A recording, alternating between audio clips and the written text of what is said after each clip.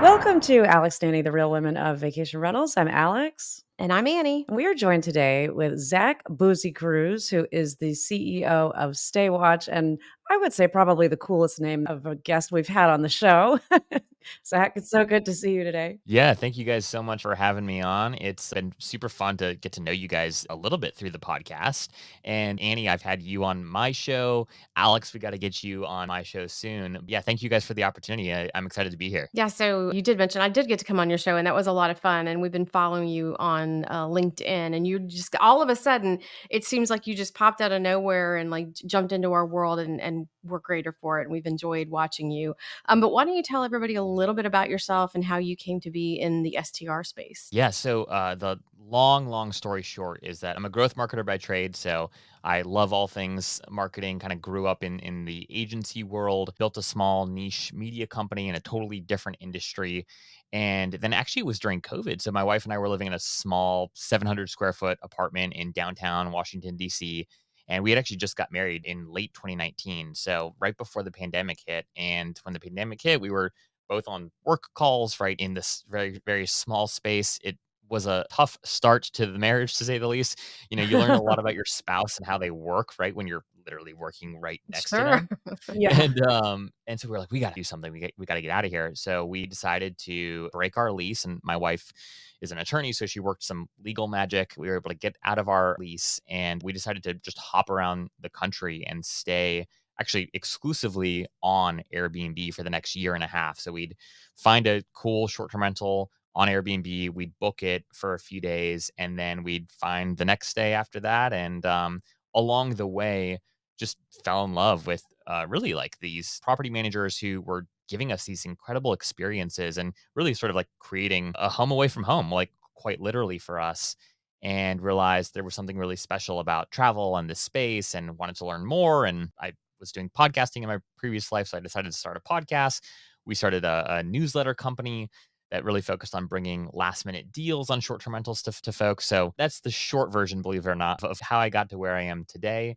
And it's been such an honor, quite frankly, to learn from people like the two of you who've really built careers in this space. There's so much more I need to learn, but it's been an amazing journey so far. Everyone's so welcoming, everyone's so hospitable, everyone's so eager to give of themselves, which you really just don't find in a lot of other industries. Yeah, that's definitely true. And we talk about that a lot on the show that this is such a unique industry. And I think everybody's just very connected because there is a lot of information sharing and there's a lot of questions because there is no guidebook on short term rentals or vacation rentals. And you can learn a lot and skip a lot of headaches and dummy tax just by being around the right people and asking the right questions. But interesting to hear how you went to so many different Airbnbs also. I mean, that had to have been a great experience just for you to really understand and like see the difference between ones that were doing it well, ones that weren't doing it well.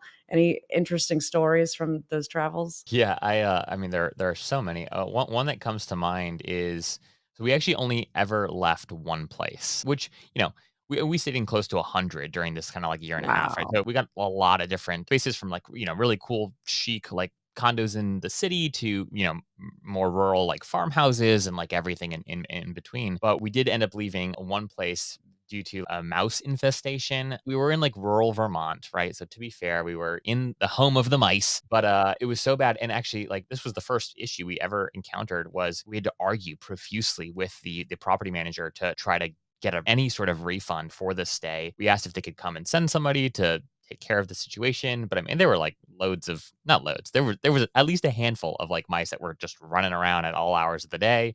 So there was clearly a problem, and it was not a cheap place to stay. It was quite expensive actually, and really, it was. I feel like in that moment where I realized, like, wow, the hospitality part of this is so important, right? And the reality is, you can book a really nice stay, but if you don't have a great host or a great property manager that is, willing to work with you, it really does make all the difference. It's like, who cares how expensive the stay is when you're working with somebody that's really difficult, that doesn't communicate well. They were incredibly like unresponsive too, which was very annoying. It really sort of like left a sour taste in my mouth. And actually, unfortunately, from that point on, we like never booked with a professional management company again because we were like, because up until that point, we had only booked through folks who looked like maybe like hobby hosts.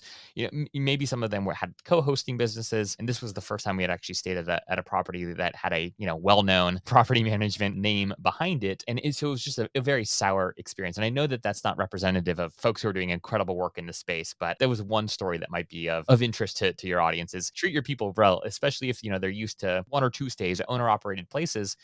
If you're a boutique hospitality management company, boutique vacation rental management company, being as responsive or more responsive than I might, expect from a hobby host, I think makes all the difference in this industry, especially for guests that are newer to these sorts of travel experiences. Yeah, we talk about it all the time about how you really need to have that hospitality gene to be long-term successful. And there was a lot of people that sort of jumped into this space with this notion of like, the get rich quick. You're going to get in, you're going to rent a bunch of units, you're going to make a bunch of money, and you're going to get out really quick. And I think that lent itself for some people that were, maybe not the best hospitable people in it. But it is unfortunate that you would run across a professional manager that wouldn't be of the caliber that you would expect. I mean, that certainly doesn't bode well for that market. Well, I don't know. Maybe it does. Maybe it says that there's somebody else that can come in and take their inventory away from them and do a better job. But you walked away from that thinking like, okay, I like these experiences. I like these stays. So how did you come up with, you were calling it spontaneous. Yeah. You said you just rebranded it. We just rebranded to Staywatch, yeah, because quite frankly, Spontaneous, which was a name that I loved, but admittedly, it's a very hard name to say, and it's a very hard name to remember to spell. Kinda like your last name, Boozy Kind of like Cruise. my name, yeah. The whole idea, right, was we would find these really cool last minute deals. So I know that you guys have had the folks from Whimstay on the podcast, and they've got like a whole OTA like dedicated to like last minute stays, right? Our model was a little bit different in that you'd sign up, you'd say, hey, like I want to track deals in this part of the country or this state or this zip code or whatever it is, right? And then what we would do is if there was a deal that matched your criteria over the next 30 days, we'd send you an email, right? And it'd be like, hey, like here are like 10 of the top STRs, vacation rentals that match your trip criteria. They're all discounted. Go ahead and book them. And we'd send them to either the OTA directly, or if it was one of our host partners, folks that were, paying to be Spontaneous at the time, members, we'd send the user to their direct booking site to kind of complete that transaction there. So anyways, Spontaneous was this like last minute Airbnb deals sort of newsletter. Over time, we realized, as I learned a lot more about the industry, I learned about the whole book direct movement. I learned a lot about how many incredible operators who've really done incredible jobs at building boutique brands in the space existed. And we thought, how do we help service the industry a little bit more broadly? How do we help introduce our travelers who are looking for vacation rentals? How do we introduce them to like direct booking sites? Like, how do we get them, more connected to professional managers and or just, owner operated stays that are crushing it and doing really well. So the idea of rebranding to Staywatch was really to get a name that was easier to spell for folks. And then quite frankly, a name that aligned a little bit more with what we do. So today, right, people go on Staywatch, they create trips. You want to go somewhere for Christmas, you go and you say, hey, I want deals, between now and December 25th for a week. I have my family. There's gonna be 4 of us. We're looking for a minimum of 2 beds, 2 baths, price range of $300 to $600 a night. And then what Staywatch will do is it will curate deals across Airbnb, Vrbo, and Booking.com and bring you a curated list every day or every week or every month, depending on the frequency that you want. And then you as the traveler kind of just get something fresh every day of new listings for you to look at that might, match your trip needs. And then what we do for vacation rental managers and operators is we say, hey, like we've got 20,000 plus people that are looking for stays. If you become one of our partners, we'll send, them to your direct booking site. We'll guarantee that your listings get featured in the emails that we're sending to travelers. So that's all the pitching I'll do today. That in a nutshell is what Staywatch is. No, I love it. I think the name is perfect and very indicative of what you do. I mean, it's like tracking Google Flights, right? And that's so convenient for people if they don't have to book right away, but they know where they want to go and they don't want to have to go back to Airbnb or Vrbo and just check every single day. And it's not always easy to tell in which listings have been dropped in price unless you're actually following one individually. So that's really cool. So if a customer comes to you, I mean, how are they engaging with Staywatch? Like, are they connecting their PMS to you to be able to get those listings, or do they just connect the individual listings with you? So right now we're announcing a big partnership with Guesty next week. So they're our first large PMS that we'll be integrating with directly. But what most folks do is they just go and we've got our own. It's a very simple set of process. You add your listing, your portfolio of listings. And if it's at a certain scale, we do all the work for you. So you don't have to spend time like, creating each listing manually. But yeah, it's a pretty simple process. Folks come in and we get their stuff set up, and then that's it. That's all they have to do. And then anytime there's like a match, right? Of, let's say, Alex, let's say that you want to go to Montana next summer, right? And you and your partner are like, hey, we want a really cool, like Yellowstone, like type getaway. And you're not going to be looking on an OTA or direct booking sites, right? Every single day between now and next summer, because that's just a lot of time. Like, you're busy, right? But what Staywatch could do is it could bring you stays every single day to your inbox that you could just browse through. The odds of you actually going and clicking on them in any given day might be small, right? But it's almost like Zillow. Like, if you're ever in the market for like a house, or if you want to go buy a new vacation rental, you might track a zip code, right? And you get those emails every day. You might scroll through the email every day, maybe one in every 10 emails you click through, and maybe you end up going and connecting with a realtor one in every 100 emails. So we're sort of trying to be like that passive, like, reminder to people that, like, oh, hey, like, your trip is coming up. Here's like an exceptional list of, curated stays that match all of your filtering, all of your criterias. When you're ready, we hope that you do go and book, and we hope that you do go and book directly with the host or the property manager. So that's our ultimate objective, is to give more data, more access to folks who do care about building a list of their owned guests, as opposed to just funneling everything through the OTAs. Right now you're doing stays. Do you see yourself being able to tap into like the experiences in the market? So like shows in New York, or, attractions in various cities. Is that something that you think you'll get into? I think that that would be amazing. I think that that's probably like not totally aligned with where we're trying to ultimately go. I mean, candidly, I've never talked about this publicly before, but what we really want to do too is graduate into sort of like the boutique hotel space. We don't want to be like a, hotel.com, or one of these big like Expedias, like, where it's just kind of everything. And really the reason for that is the independent operators, independent owners and operators. And I would say that, vacation rental management companies, many of them are not the Vacasas of the world, right? Many of the folks tuning into this podcast are small business owners, quite frankly, or like medium-sized business owners, right? And so how do you equip medium-sized to small business owners with more data about like what people are looking for, what people are interested in? And the OTAs, they have all this data, right? So if you're logged into your Airbnb account, Airbnb knows everything that you're looking at. They know everything that you're filtering. They know when you click to the price filters, they know that, Zach looks for stays between $100 and $300 a night, and Annie looks for stays between $500 and $1,000 a night. Like, they know all of this information, right, about you. But you, as the property manager, you don't have that information. And quite frankly, most people's technology stacks are just like, they're not at a point where, even if they have a great direct booking site, like even if you use Boostly or you used, Hudson Creative Studio to create like an awesome site for you, you still don't have access to prospective guest data. So what we're ultimately trying to do is say, like, okay, if we know that people are in market, like they're searching for stays in these particular regions of the world, right? And if we know what they want to spend and what they're looking for, how do we help connect some of that data to people that own and operate their own businesses? So how do we essentially give some of the data that the OTAs have, but make it accessible to sort of the independent business owner?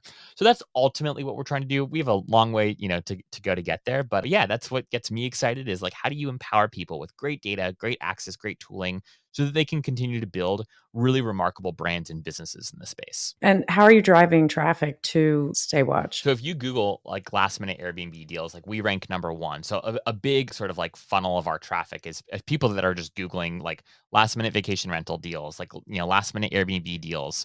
So a lot of our traffic comes organically through that. And then, yeah, I mean, it really has been word of mouth. Like, we haven't done any like paid advertising or anything like that. And again, like, we're not huge, right? We've got about 20,000, just over 20,000 folks who've, created trips with Staywatch. They're following specific locations around the world. We don't have like 2 million subscribers or anything like that. So the, the audience is still fairly niche.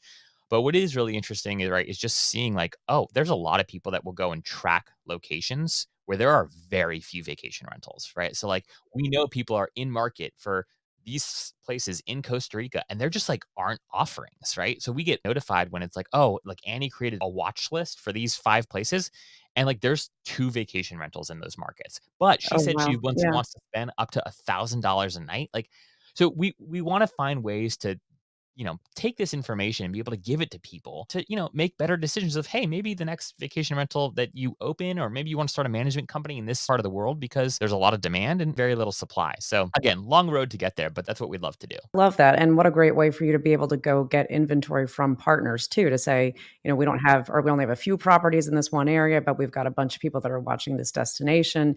And I think that's one area that most OTAs that are like the newer OTAs within our space really, have failed to do, is that they want to tackle the entire country or world. And they really don't have a great plan of how they're going to drive any reasonable amount of traffic that's going to make it worth it to, move forward or do an integration to get your properties listed. But if an OTA comes to you and says, we already have this demand for this area, that's a heck of a lot more powerful to get somebody to say, okay. And then to be the first mover in an area also is a big advantage. Yeah, 100%. So I wanted to kind of pivot over to your podcast, because that's obviously you're on a podcast with podcasters, and we're always intrigued by when we started, kind of our thought process was just really, the joke is, after 2 glasses of wine, you always make really good decisions. And so Alex and I have made some really amazing decisions, really, truly great decisions. We really get real creative about the things. And so it's been a really fun journey for us. And so meeting other people that they got the bug and they got into it. And so I'd love to hear like how you came about doing your podcast and your core listener and what your mission is with it. Well, I've been like a nerd when it comes to podcasts, probably since like 2018, which was when I launched my first podcast, again, in a totally different industry. And I think the coolest thing about podcasts is what podcasts enable you to do is it enables you to sort of discover nuance in people, right? And there's really a lack of like mediums that allow for me to realize that like Annie isn't just a 60-second YouTube short or Instagram reel. And we live in a world where media is so quick. Everything is so chopped up into a sound bite. And, depending on where you look and how closely you look, like you might have a really interesting perspective on somebody that could be entirely false because that perspective was built off of like 60-second clips of them, right? Or even 15-second clips of them. I think that it's not anything new to say that people don't trust traditional media anymore and people are looking for other ways to access information, right? That's been said and by people that are a lot smarter than me. But what I like to think about is like the medium of podcasting really allows you to understand the nuance and layers that we all carry, like that exist in all of us. Like every single one of us is nuanced, right? None of us are just like black and white in terms of how we think about things, whether that be a personal, challenge, a business challenge, right? A political challenge, whatever it is. Like we're all very nuanced. And this medium, because it is long formed and because most podcasts, while slightly edited, are not that edited, at least, most of the ones that I like and I listen to, they're pretty raw. And you just don't get a lot of rawness in the world anymore. And so I've always loved the medium because you can connect with people and really understand like how they think and why they think the way that they think. And we just like that's missing from the world today. And it's sad that it's missing from the world today, but in large part it is. That's sort of like where my love of podcasting started. It's such a good point. And I think I started listening to podcasts right around when you did. It was like 2018 that the first one I listened to was the Fuel Hotel Marketing podcast. Now it's just the Hotel Marketing podcast. But we've had Stuart Butler and Pete DeMeo on our show that used to be on that. And it was probably 3 or 4 of them that worked at this marketing agency, specific in the travel industry. And they got together every Friday and they had a beer and they talked about, just like incredible content, but it was so fun to listen to them because you could tell, one, they had a great camaraderie between their group there.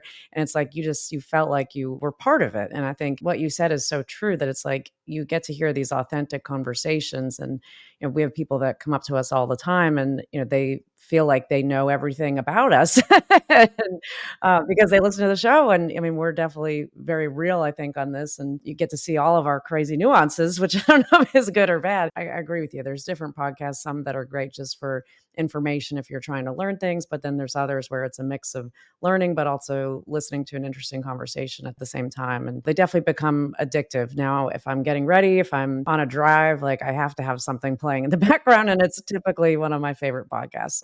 Yeah, I couldn't agree with you more. I think it's just such a special like channel and such a special medium. And quite frankly, Alex, you and I were talking about this briefly yesterday, right? There's a lot of people that I've been fortunate enough to talk to. You guys might feel similarly, that I know that if I were to say, hey, could I have an hour of your time for like a coffee or a beer or whatever? These are busy people. They're important people, right? Like they don't have time for, peons like me.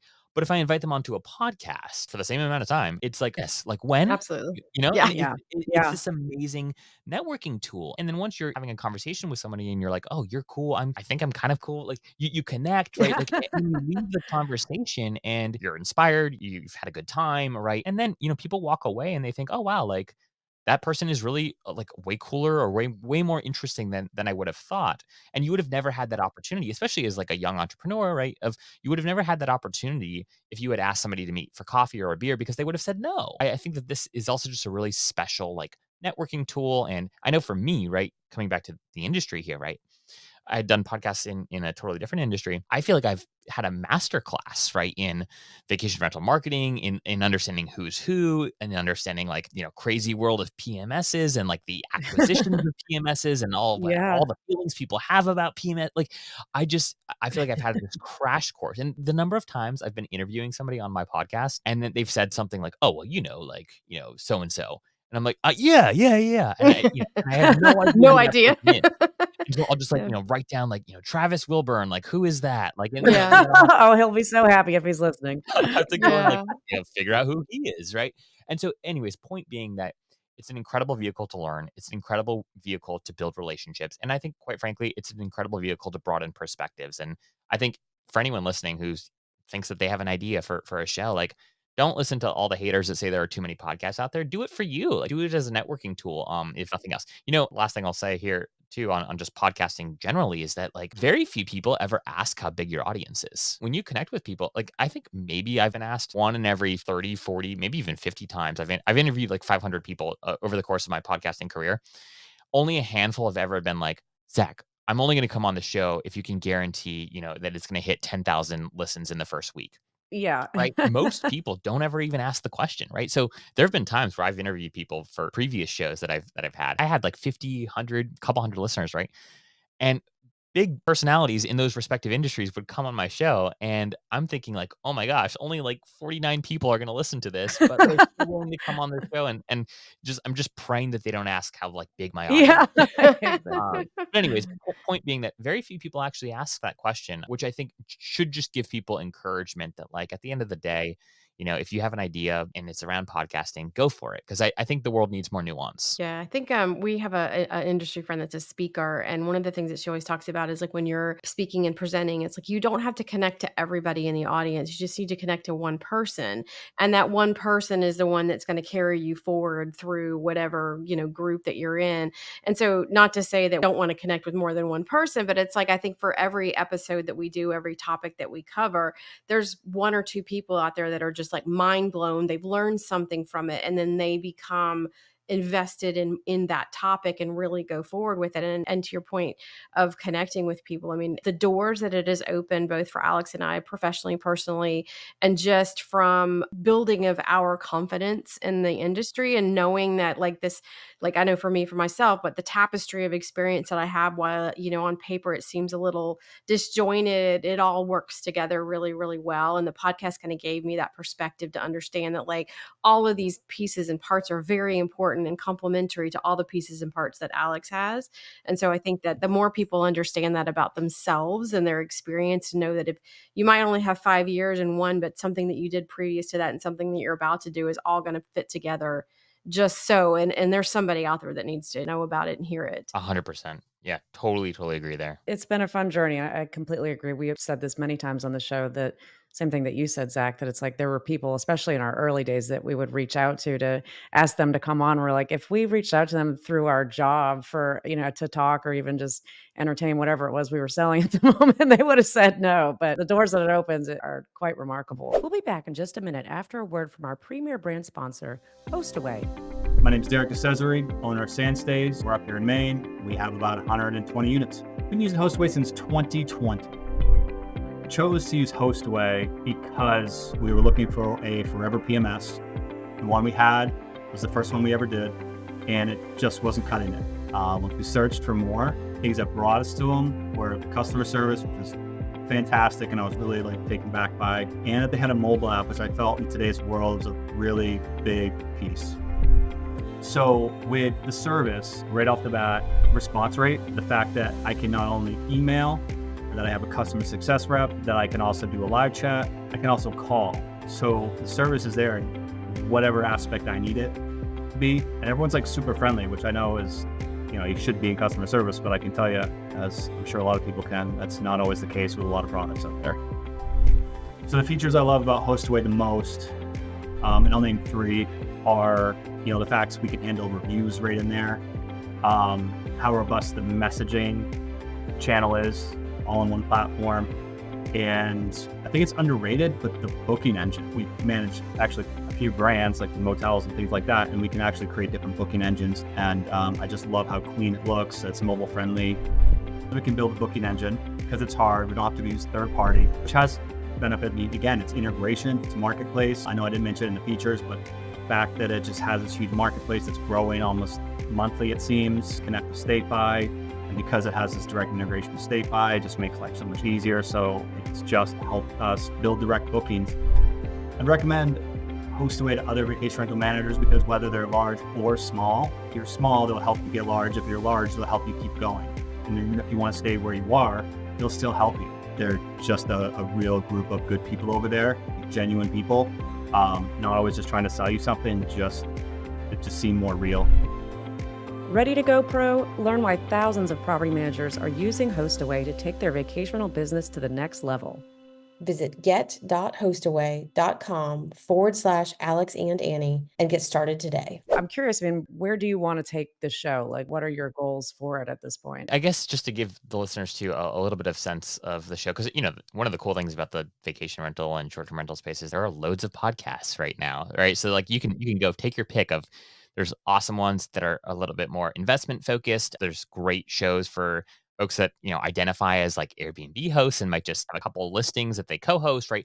Then there are incredible shows for folks who are much further along in their journey and have large portfolios and are really trying to build and sell businesses in this space. So there's a plethora of great content out there. I think the content that I just am interested in personally, and really where the niche that I'm trying to carve out for Behind the Stays is folks who are kind of building unique stays. A lot of folks who maybe their companies had exits, they are entrepreneurs by trade, and they love hospitality, and they want to go and they want to build like next generation, really cool, unique stays for the next generation of travelers. So I've had a lot of folks on my show who are building, treehouse resorts, incredible like dome glamping sites, people that are all into like the mirror houses, which is like a new sort of like trend in the unique space. A lot of like the quote unquote Instagram famous Airbnb folks, right? A lot of them listen to my show and then have also come on and shared their story on my show. But in terms of like where I want to take the show, what I believe is that, and this is just because of the podcast I listen to,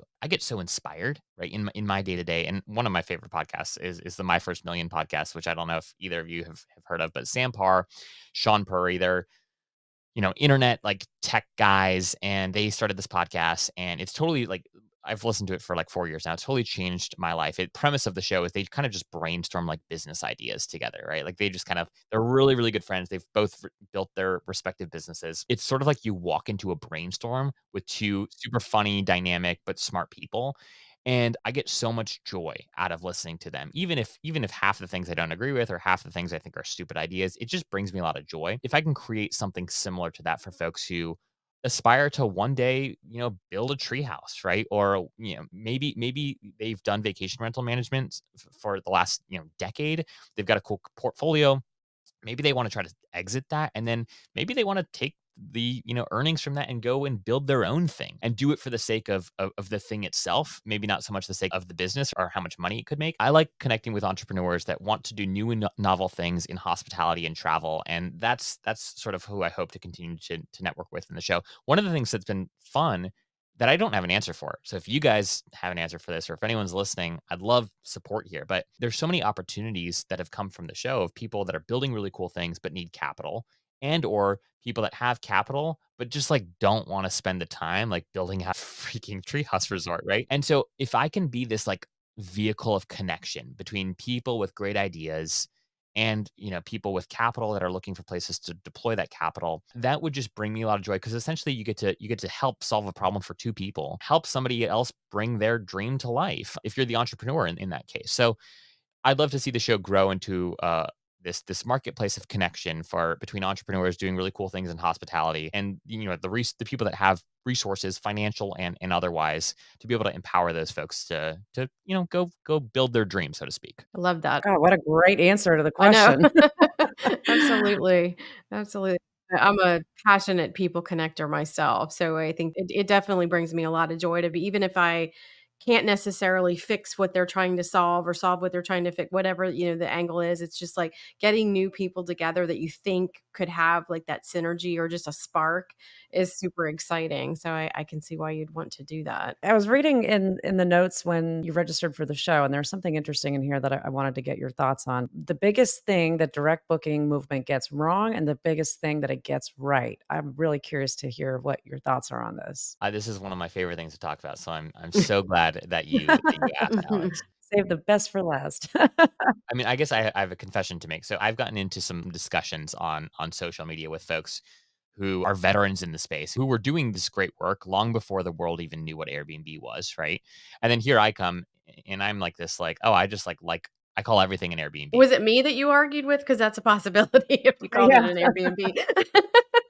But no, Yeah. I've gotten into some other arguments with credible folks, and I'm friends with them, and it's mostly just for play and intellectual Yeah. curiosity. Conversation. Yeah. It's Yeah, yeah. How banter. do we tease out these important, discussions? Because the reality is, my grandma, who's 86 years old, she calls everything an Airbnb, as does my 17-year-old sister, right? If that's the reality that we're living in, like, it's at least important to like discuss and think through, right?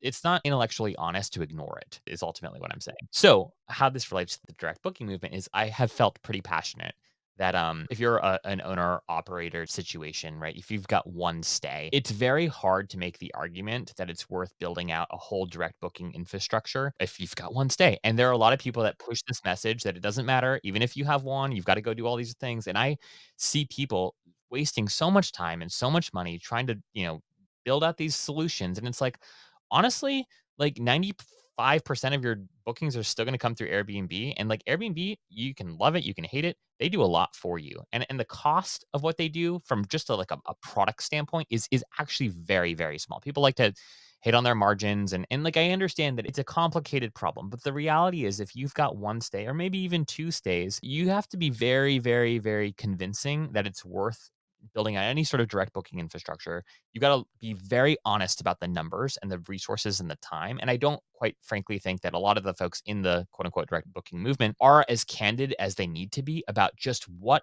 effort it takes to not be solely reliant on OTAs. It's a lot of work. And anyone that tells you that it's easy is smoking crack, quite frankly, because Yeah. Yeah. it's Yeah. That's a so valid, hard, Yeah. right? absolutely valid It's Yeah. very statement. hard. Now, what I've come to realize, right, and actually I've had a couple people on my show. People have DM'd me private messages. I shared a story on my show a few weeks ago of somebody who has a life ban from Airbnb. They lost everything. They lost their entire business. They had, I think 25 properties, owned 5 of them, managed the other 20, and he through a huge misunderstanding got a life ban from Airbnb. He's had to shut down his business and he has to go do something else. He's a father. He's got several children. It's a devastating story. So hearing stories like that and now meeting more people who are vested in the industry and can give me a broader perspective, what I have come to realize is that the thing that the direct booking movement gets really right is that if you are serious about building a business and you want to be an entrepreneur in this space, like any entrepreneur, you have to diversify your channels, right? Like you would be really, really dumb, or any investor, right? No great investor will tell you that all of their eggs are in one basket, right? And people have said versions of this to Kingdom Come. So I'm not saying anything new here. What I think the solution is, and this is what I don't see enough people talking about in the direct booking movement, is how do you help empower, whether it's local operators, whether it's folks that just have one or two stays, how do you empower them to join collectives and like alliances so that they can kind of build out the direct booking sort of like infrastructure together and share costs? So an example of this is like, I'm just going to pick on like the unique stays because I know that area a little bit better. If there are a bunch of A-frames, right, in Colorado, and there are, like, newsflash, there's a lot of A-frames in Colorado. What would happen if all the A-frame owners and property managers in Colorado got together and said, "Hey, let's make an alliance, the A-frame of Colorado Alliance," or something like that. Let's build a soft brand, like a direct booking site, essentially, and let's just call it A-frames in Colorado. And then we're not going to charge any fees. There's no platform fees. We're all just going to, equally put in a little bit of cash to cover website development costs, to cover, maybe some simple email costs. And then let's use this as an SEO play, right? So that when people are Googling, I want to stay in an A-frame Airbnb, or I want to stay in an A-frame vacation rental, your site ranks really well. You go, you click on the site, and then you go and you pick the A-frame that you want. And whichever A-frame that you want, like that owner or that manager, right, gets the lead, gets the guest booking, etc. And so, and that might sound like a little bit of a silly example, but I think that there's huge opportunity to build essentially sort of like these micro OTAs without the fees. And if you have, and you could do this in a number of ways. You could do this by, property type, like the A-frame example I gave. It could also just be like regional, right? Like, what does it look like to get a network of homes in a particular region, popular vacation rental markets like areas in Florida? How do you all come together to build up that infrastructure? And if you can do that, right, you can dramatically minimize the cost to building out these direct booking infrastructures. And this is not a forever solution by any means. And it's not necessarily don't do your own thing, do this instead.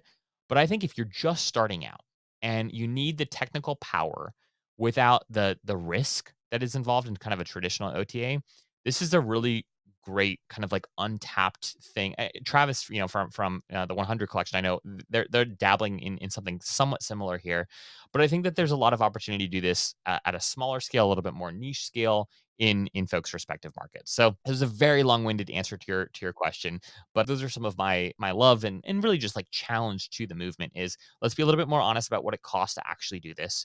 Let's get creative and empower people with really concrete ideas on how they can split those costs, how they can share those costs, especially if they're just testing it out. And let's also be honest that for folks with 1, 2, maybe even 3 stays, oftentimes relying on the OTAs is just worth it until you grow from there. I completely agree with you, and I think that's something that is just not talked about enough, that, trying to get these individual hosts to think that they're gonna build out this, amazing book direct brand, the math does not make sense on, 1, 2, 3 listings, especially if they're in different locations too. I've managed a $2 million advertising budget for a very large direct booking company.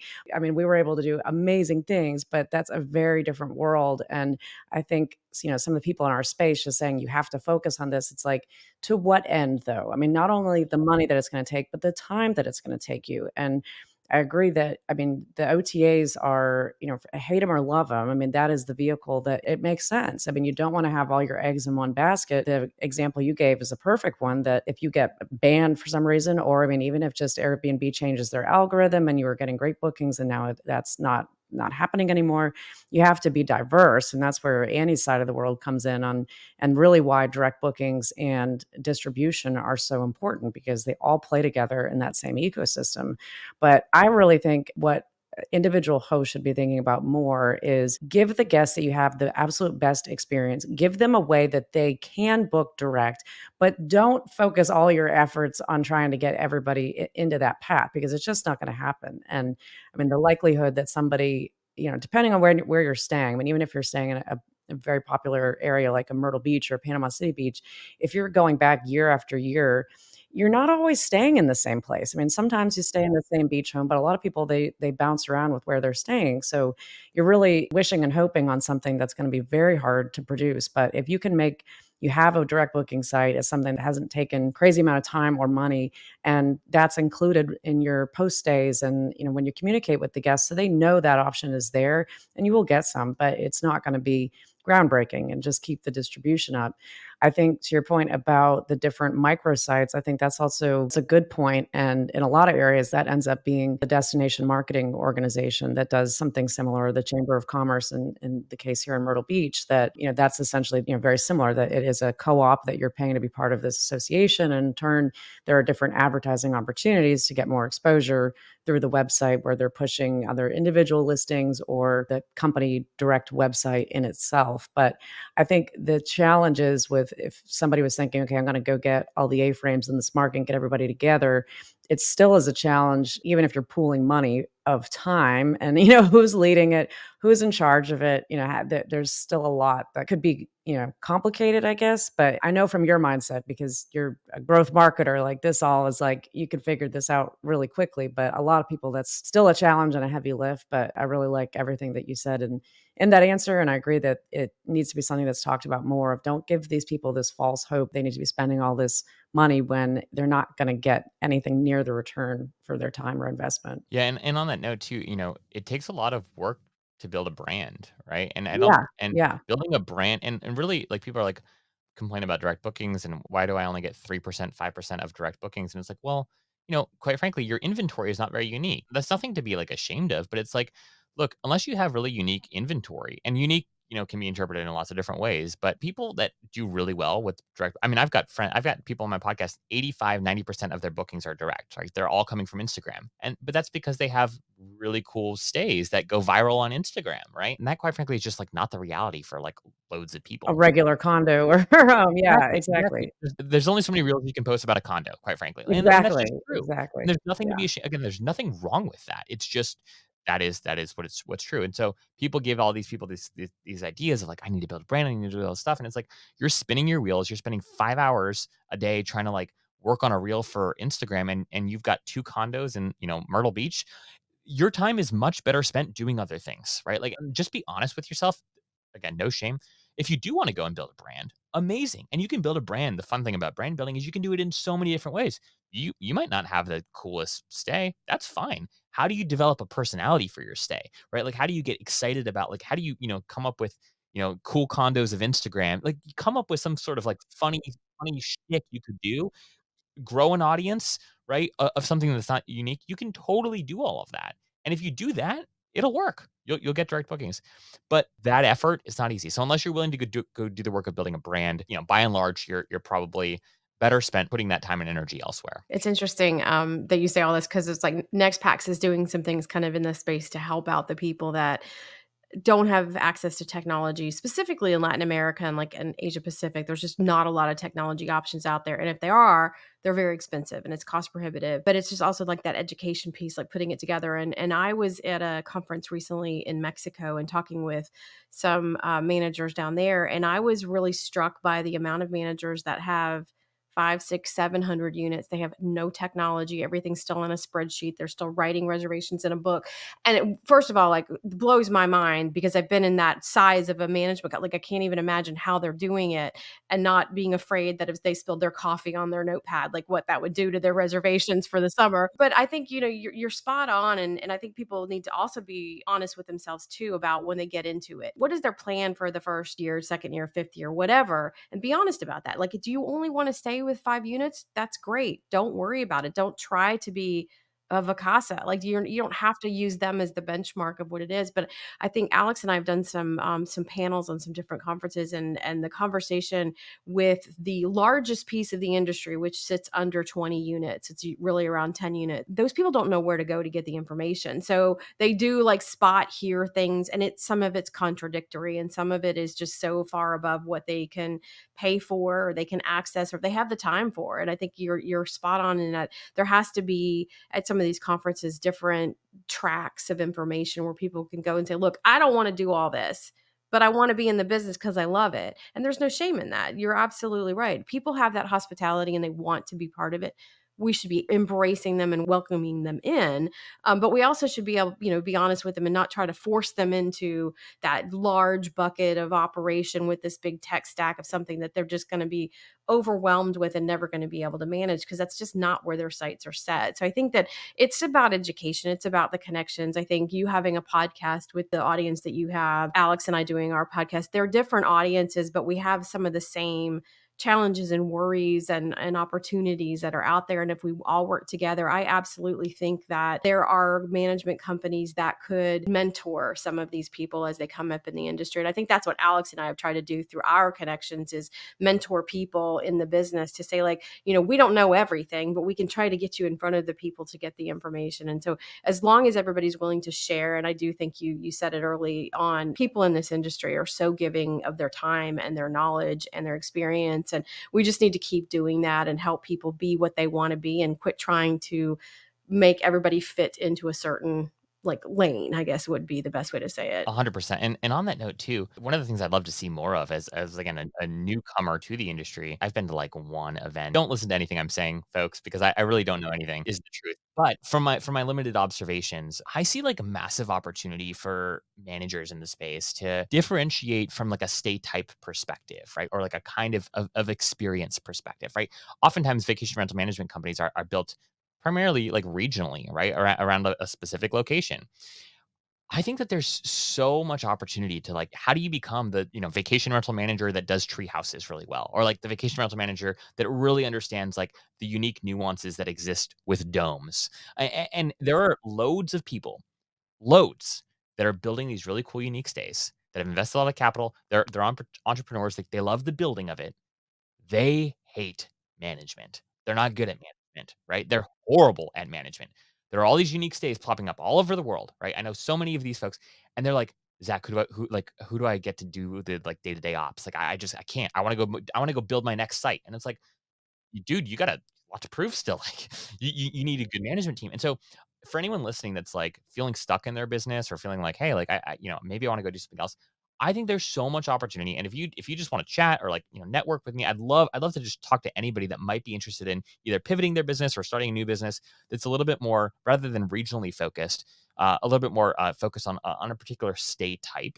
Because I do think that there is, I mean, I don't think I know that there are entrepreneurs that are building these really exceptional experiences for the next generation of travelers that don't want to do the management work. So if that's your bread and butter, if you're crushing that, if you love that, I think there's lots of partnerships to be had between the unique stay developers and owners and the vacation rental management cohort who might be looking for some fresh inventory. That makes a lot of sense. And even just as a comparison on the traditional model, I think companies, if you really specialize in condos or you're really specialized in beach homes, you're a lot better than the company that just takes everything and it does a fairly good job with both. I mean, there's nuances even in that kind of traditional type of inventory that when you really understand, one or the other, you're going to be stronger at it if that becomes really your specialty. So I think that makes a lot of sense. And I do think too, your point of these people that they built these properties, now they're realizing they hate to manage them, kind of, similar spin there, that I think that's also where we're seeing a lot of inventory that is now coming back to property managers and onto programs, which is a great thing for,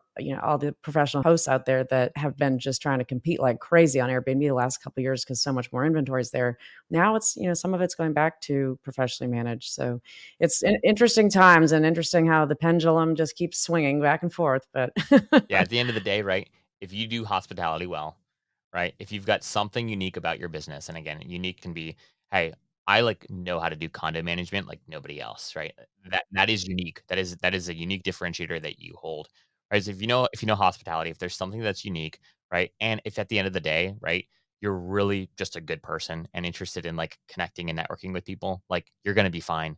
You will find make and creative way. There's a lot of noise in this industry, or at least there has been over the last few years. There's more money in like Airbnb courses than there are in actual like Airbnbs, meaning like the number of people that are out there preaching some gospel, asking you to spend $3,000 on like their get rich quick scheme. I mean, like the number of people that I've talked to that have fallen for, I don't know if it's always fair to call them schemes. Like they're not necessarily schemes, but you're talking to somebody who's not even operating in the business anymore. And Annie, you said this on my show, right? It's like, some of these, Airbnb guru guys, they're living in their parents' basement, but they made $1 million in July, right? Yeah.